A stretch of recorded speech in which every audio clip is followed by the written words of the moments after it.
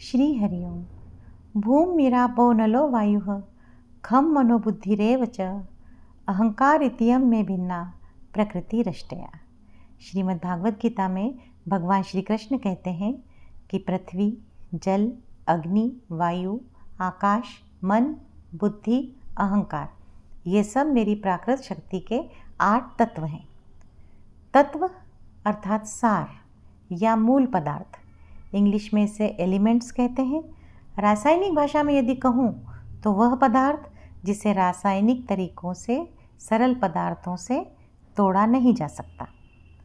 तत्वों को लेकर अलग अलग मत हैं। सांख्य में 25 प्रकार के तत्व बताए गए हैं, कहीं 16 तत्वों का भी उल्लेख है।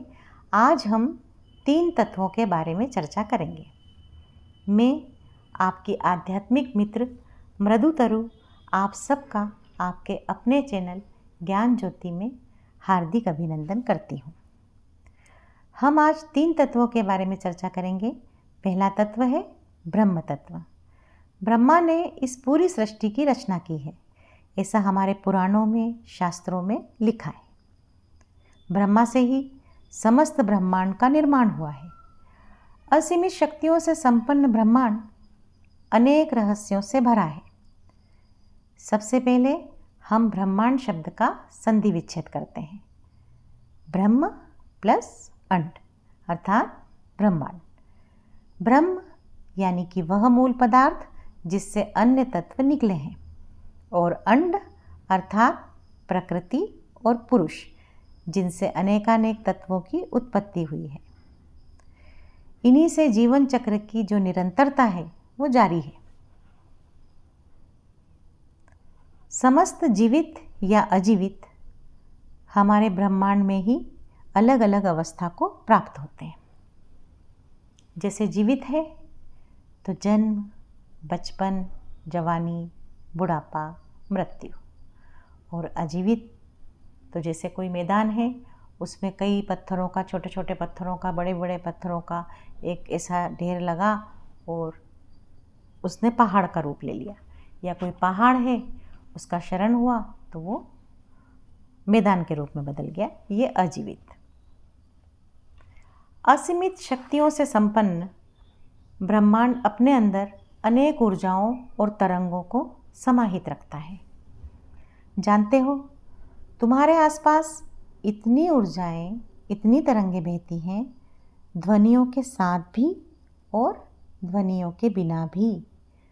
कुछ बहुत सूक्ष्म और कुछ बेहद तीव्र।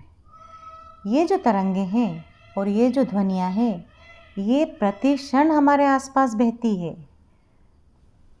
लगातार। यदि ये सभी ध्वनियाँ मनुष्य को सुनाई देने लगे तो वह इस लोक में तारतम्य ही नहीं बैठा पाएगा।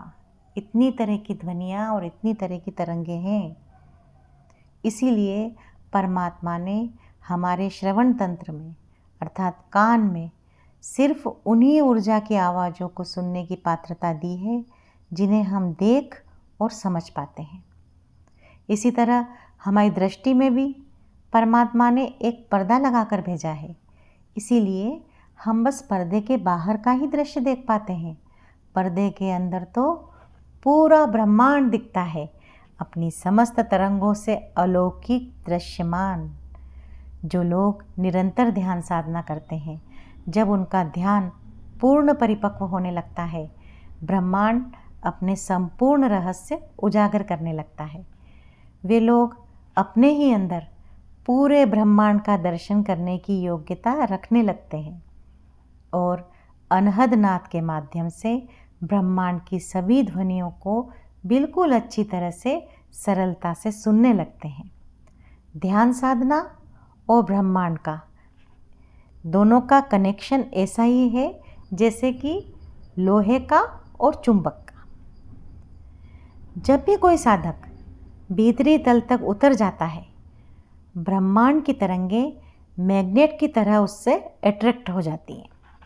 अब जो बात मैं बताने जा रही हूँ उसे बहुत ध्यान से सुनना। ऋग्वेद ने कहा है, अहम ब्रह्मास्मि। यजुर्वेद ने कहा, प्रज्ञानाम ब्रह्मा।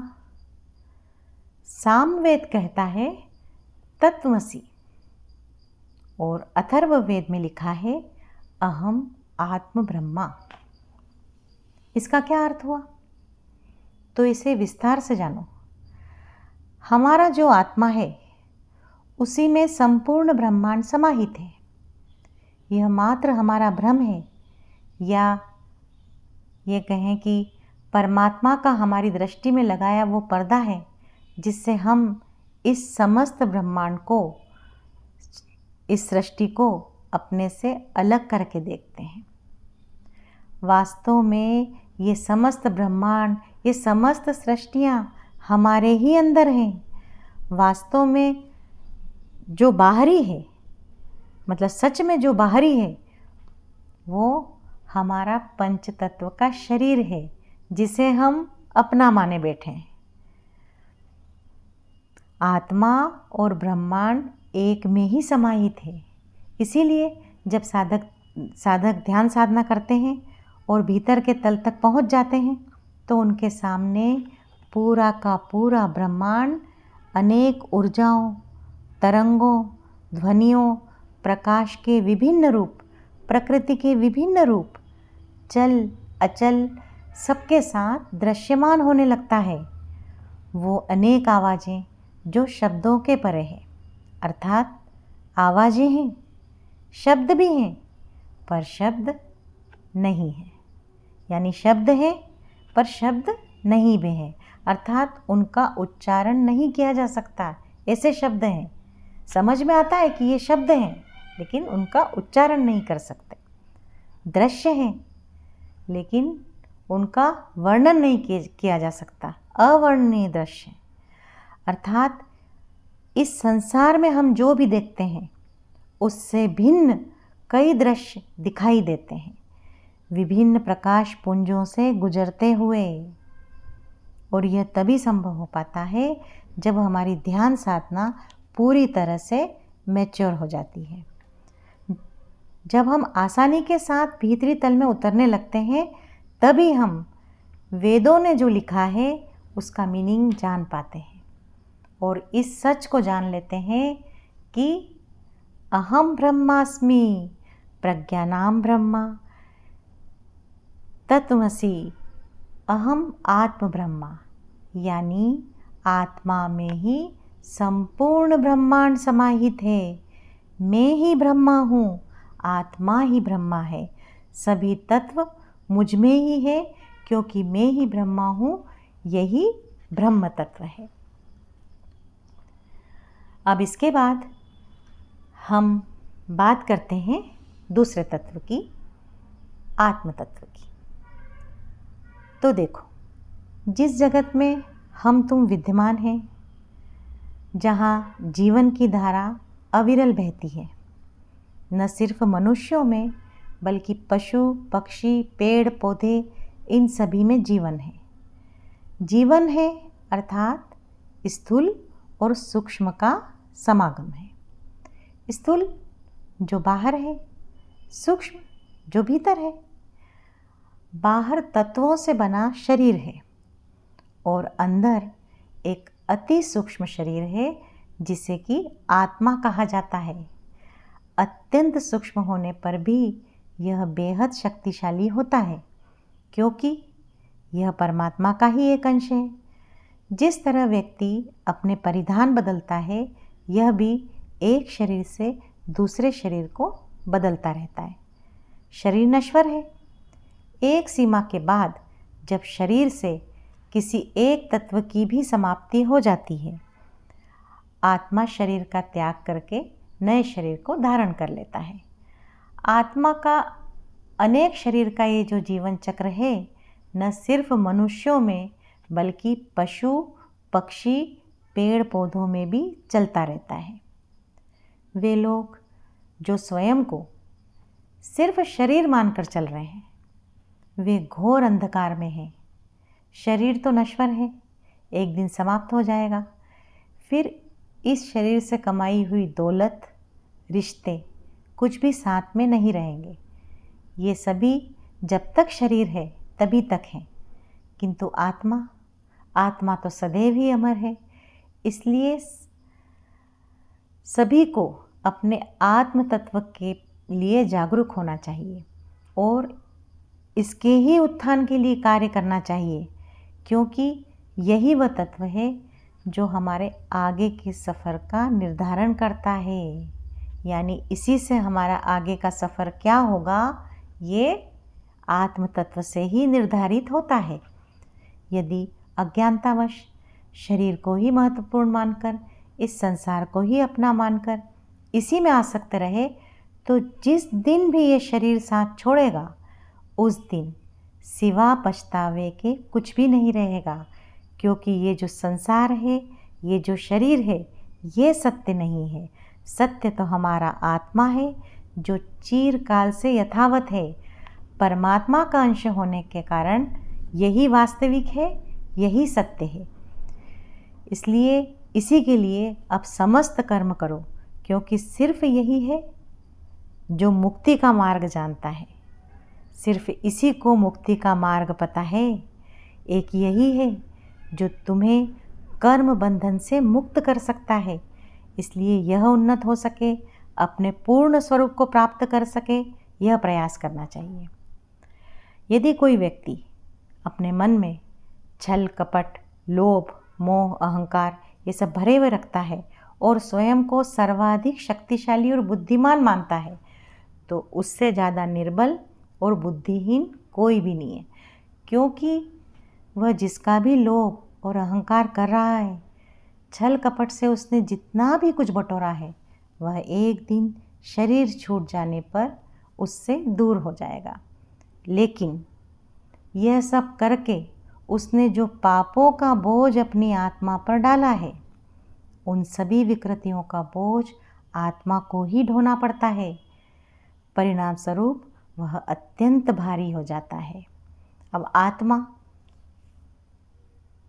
बहुत भारहीन, बहुत हल्का होता है, लेकिन ये जो विकृतियां हैं, इनके बोझ से वो अत्यंत भारी हो जाता है और उसकी जो गति होती है स्वाभाविक, वो गति मंद पड़ जाती है। ऐसे में वह किसी भी योग्य शरीर में फिर प्रवेश करने के लायक नहीं रह पाता। यदि कोई इसी संसार में रहते हुए यहाँ के वे सभी कर्म जो परमात्मा ने उसे दिए हैं, मतलब परमात्मा ने जो कर्म सौंपे हैं, उनको करते हुए अपने मन को सभी विकृतियों से, लोभ, अहंकार, छल कपट आदि से दूर रखता है, तो उसकी आत्मा सदैव ही कंचन और भारहीन होती है। ऐसे ही जो ज्ञानी जन हैं, वह संसार को अपने अंदर नहीं उतरने देते, अर्थात समस्त कर्म करते हुए भी उनमें कर्ता का भाव नहीं होता।